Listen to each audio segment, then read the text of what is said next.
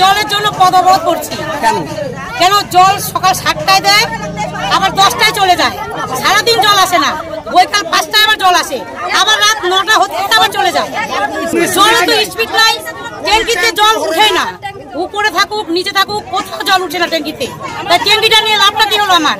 ট্যাঙ্কি নিতে বলছে, তার মধ্যে জল উঠছে না। প্রতিদিন 2 বছর হলো, 2 বছর হলো সবাইকে জানানো হয়েছে, কি বলছে? কিছু বলছে না। আমার জলই পাচ্ছি না, আমার সমস্যা হয়ে যাচ্ছে। মানে যে প্রথমবার জলটা একবারে খোলা, আচ্ছা, তারপরে একটু আসছে কিন্তু স্পিড নেই জলে। বালতি টালতি ভরবো, সে জলটা পাচ্ছি না ভর্তি, জল খেতে পারতে যাচ্ছে জল।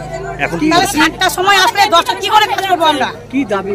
আমরা জল চাচ্ছি, আমরা 3 টাইমই জল চাচ্ছি। কোন এলাকার বাসিন্দা? আমরা 2 নম্বর ওয়ার্ড। ছায়াপাল। অবরোধটা করেছি জলের জন্য। আমাদের পাড়াতে জল ঢোকে না, জল পাই না আমরা। আচ্ছা, আধা ঘন্টার বেশি জল আসে না, আধা ঘন্টা 1 ঘন্টা ভুল বলে আধা ঘন্টার বেশি জল থাকে এবং জলের কোনো স্পিড নাই। জলের সব যে চান করবে কোনো অবস্থা নেই, কোনো জল নেই, কিছু নাই। ঠিক আছে, আজকে এমন অবস্থা খাওয়ার জল নেই। তাই এই গরমে আমরা কি করবো? আপনারা স্থানীয় কাউন্সিলর বা চেয়ারম্যানকে বলেন?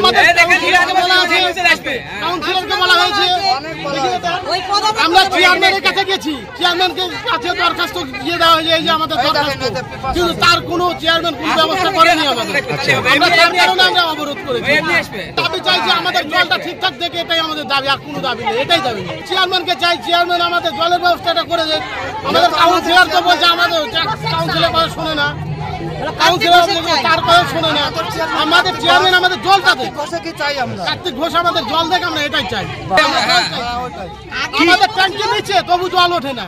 আগে যেরকম ছিল সেরকম যে জল, আগে যেমন জল উঠতো ওরকম জল চাই, তাহলে আমাদের হয়ে যাবে। আপনার নাম? আমার নাম বাসুদেব চৌধুরী।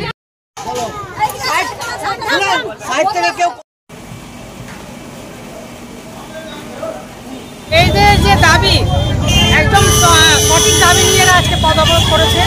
যেহেতু এখানে সত্যিকারের দীর্ঘদিন ধরে জলের সমস্যাটা হয়ে যাচ্ছে, আর তাতে এত গরম রৌদ্র, জল কিন্তু পড়ে না। আমি নিজে এসেও দেখেছি সুতার মতো জল পড়ে।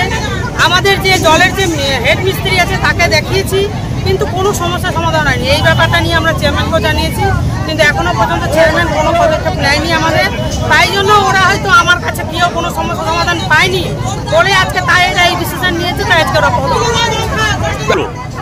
আমি ওনাদেরকে আশ্বাস দিলাম যে আমি একবার চেয়ারম্যান স্যারকে গিয়ে আমি বলি নিজের তরফ থেকে যে ওদের যে সমস্যাটা সমাধান যেন চেয়ারম্যান যেন করে দেয়, সেটার জন্য ওদেরকে আশ্বাস দিলাম যে আমি নিজে চেয়ারম্যানের সঙ্গে আরেকবার কথা বলবো। বলার পরে তারপরে চেয়ারম্যান কি বলছে, তারপরে ওনাদের আমি কথাটা করে দেখুন, ওখানটায় যেটা অবরোধ হয়েছে আজকে, সেটা একটা ভারতীয় জনতা পার্টি এটা অবরোধ করেছে। এটা একটা বিভিন্ন পলিটিক্যাল কারণে তারা অবরোধটা করেছে, এবং যে জলের যে অভিযোগ করছে সেই জলের অভিযোগ সম্পূর্ণ সত্য নয়। আমরা মহানন্দা নদীর তীর থেকে মহানন্দা নদী থেকে সারফেস ওয়াটার আমরা মানুষের 1 থেকে 20 নম্বর ওয়ার্ডে বাড়ি বাড়ি আমরা পৌঁছে দিই। যেহেতু মহানন্দা নদীর জল এখন অনেক শুকিয়ে গেছে, জলটা এখন কম, এই জন্য জল আমরা বাড়ি বাড়ি পৌঁছে দিচ্ছি, কিন্তু জলের যে পরিমাণটা কিছুটা কম। জল পায় না এটা ঠিক কথা নয়, এটা 1 নম্বর কারণ। এবং তার সঙ্গে সঙ্গে যে বলছে জলের ঘোলা, আমরা প্রতিদিন ল্যাবে টেস্ট করি, এবং 1 বার 2 বার না, 4 থেকে 5 বার ল্যাবে টেস্ট করা হয়। টেস্ট করার পর জল উপযুক্ত, খাওয়ার উপযুক্ত হওয়ার পর আমরা বাড়ি বাড়িতে এটা সাপ্লাই করি। আমি মনে করি যে এটা রাজনৈতিক কারণে করেছে, এবং জল যে সাফিসিয়েন্ট পাচ্ছে না এটা ঠিক নয়, জলের পরিমাণটা কম। যেহেতু মহানন্দা নদীর জল আমরা বাড়ি বাড়িতে পৌঁছে দিই, সেটা মহানন্দার জল এখন শুকিয়ে গেছে, সেই শুকানোর জন্য এই ক্রাইসিসটা দেখা দিয়েছে। আগামী দিনে আমরা দেখছি যে কি মানে মানুষের যেন অ্যাভেলেবেল জলটা পায় সেই ব্যবস্থাটা আমরা করব। বলছি একই অভিযোগ তো সেখানকার কাউন্সিলরও তুলছেন।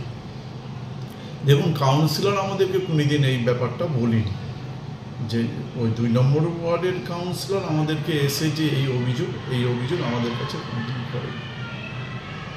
করেনি। अब समय हो तपाईहरूको सङ्गीत र कलाको सपना पुरा गर्ने। Root to wings, a school for contemporary music and art.